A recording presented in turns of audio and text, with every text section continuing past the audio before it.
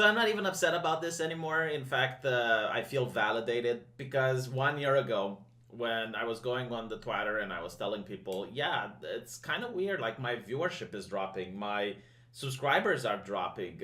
People do not get notified when I upload the video. I would have all these people that were centrists, totally not leftists. People like One Species and One Angry Hobbit. Those of you who go on Twitter probably know who I'm talking about. And they were gaslighting me. They were selling me gas. Literally, they were selling me gas. They're like, no, no, no, nothing is going on here. It's just that your content is becoming boring and stale, and people just don't want to watch it. Yeah, no, now YouTube is actually just flat out saying, like, we have algorithms to crush V. Like, our algorithms is designed to crush the little Romanian under the foot of the cable news networks. It is not, it is that. Like, they're literally trading people to watch cable again. Like, cable was dying. You would look at their ratings, they were dying. And now this is the rebirth of mainstream media, which could not compete with the people in their basement. So they have to use all these interesting tricks and hire YouTube as their PR wing. That is what YouTube is right now, is the PR agency of the news media. Now, I think they're going to use YouTube for as long as they find it necessary, and then they're going to discard YouTube. They're going to be like, boop, when they don't need the platform anymore. But for now, they do need it because they bring fresh eyeballs, they bring new eyes to the dying legacy media. But I do find it very interesting how disparaging and the amount of disdain, I guess I could say, that the chief product officer at YouTube is showing to the creators. It's not just about me, but it's people that were in their basement in the beginning that brought me to the platform.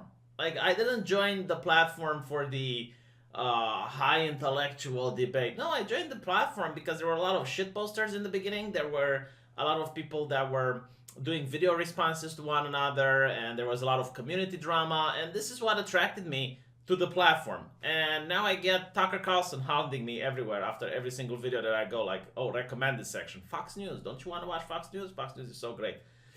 So apparently they're talking about how independent YouTubers who share their opinions on the news can't provide context. In other words, you, the viewer, are dumb. No, you're a bunch of idiots. You genuinely cannot make up your own mind if you listen to me. You need someone like BuzzFeed, Vice, or Vox in order to give you the correct context, to give you the correct information. Because someone like me would never be able to. And we all know that you're pretty much like children. You can't think for yourself. You can't watch different sources. No. You need to be spoon-fed the correct information under the correct context. What I find interesting is that many of these publications like Vox, Vice, I know that some of the people they're hiring aren't even journalists. They happen to be either a friend or a relative of someone that already works at Vice. And that's how they get hired. And once they're there, they're like me. They just go on the internet, they go on the Twitter or on Facebook, and they find something that an actual person on the ground with a camera recorded, and then they talk about it. Like literally literally what I do. Literally. So that's interesting, isn't it? But again, like they're prestigious because they have the backing of multi-million-dollar organizations. So they go and they say that he made the comments during an interview with Protocol's editors at David Pierce when he was asked about whether health authorities changing their advice about the virus, such as the way they changed their recommendations around masks, is causing YouTube to be, quote-unquote, slightly behind when it comes to moderating content.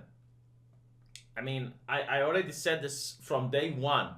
Like, the very moment that the virus was in China, like, people in America, especially in New York, they were talking about how it's racist to even try to protect yourself by isolating. When you had some activists saying that if you do not go in a big crowd of people in Chinatown in New York under whatever event they were having there, you're being racist. If you do not go to Chinese restaurants, you're being racist. Even though they were ignoring the fact that most people weren't going to restaurants at the time because they were seeing what was happening in China. And any person with common sense could have gone, okay, so if you have an infection that shows no symptoms within the first 2 weeks of incubation and is transmissible from person to person, yeah, I mean, if I avoid crowded places, there's less of a chance for me to get it.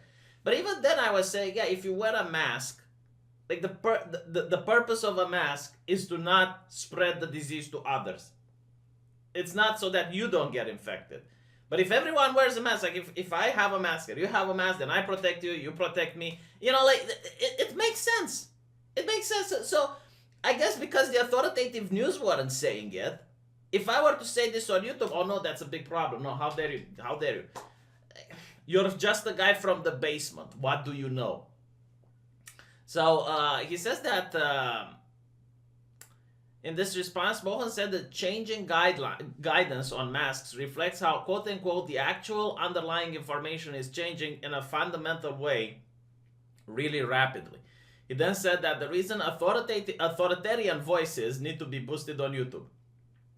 This is the reason why I feel really strongly that when users are looking for this information, making sure that we're rising up authoritarian voices is important, because the way that question around masks would be covered by a credible sort of authoritarian voice channel is that there would be context, there would be explanations behind why a particular mask or decision is made or not, and so the user, the viewer of that content on our platform can make an informed decision for himself.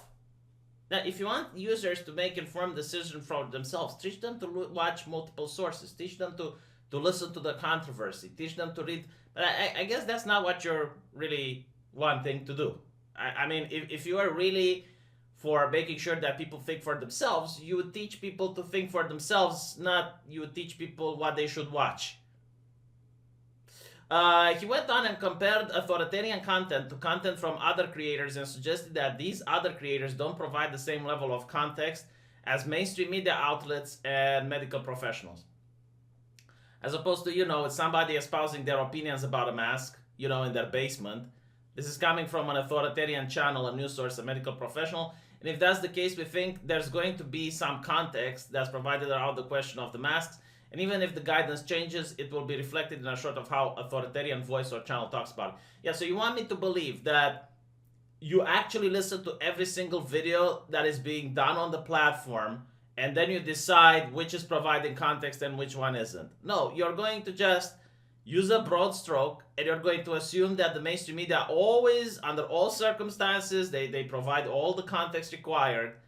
And the people that aren't associated with multi-billion-dollar companies, they never provide any context. They never make sure that the reader understands what this is about.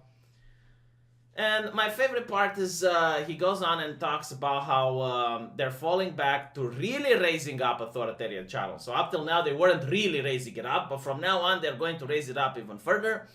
And at the same time, removing or reducing views of the videos where the same level of authoritarianism hasn't been established.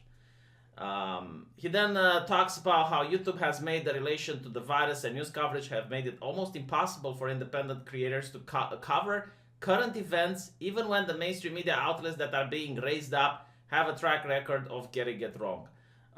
So when it comes to covering the virus, YouTube CEO Susan Wojcicki said that anything that will go against the World Health Organization, which by the way was against masks in the beginning, is now praising Sweden for their measures, which Sweden, as I understand it, didn't even have as strong lockdown orders as other places in the world.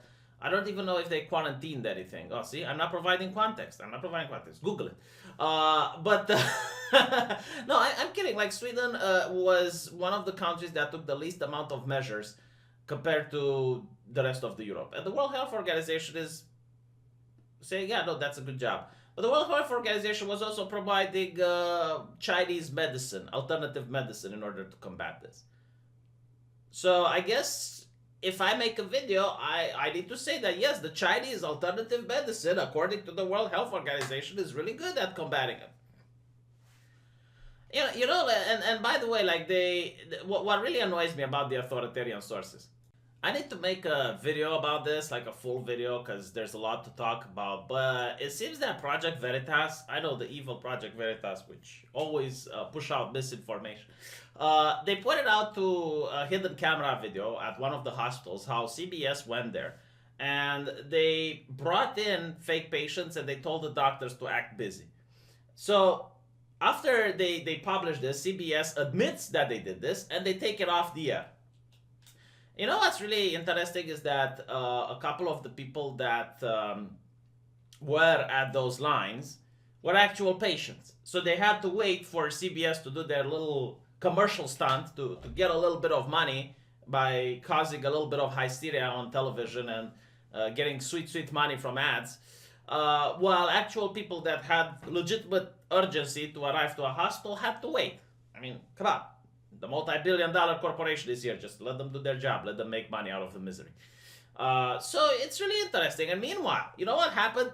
There were actual people that would look at the news and they would see all these bustling hospitals, and those people lived next to the hospitals, and they would notice, like, okay, the news last night showed me that the place is packed. And then they would travel on their way to work and they would go past these hospitals and they would see that there aren't that many people there. So they would use camera footage and they would upload it on YouTube, and YouTube would take it down. Like, how dare you contradict the authoritarian source? Maybe some of the videos were true, maybe some of the videos weren't true, but it seems like it's a little bit of a conflict of interest, isn't it? Like, if you try to push the authoritarian sources and you're selling them like they're the gospel of Jesus Christ and they only sell the truth, well, if you have certain people that undermine the prestige of these authoritarian sources, then of course you're going to suppress them. Very interesting. Anyway, thank you for watching, and I'll see you later.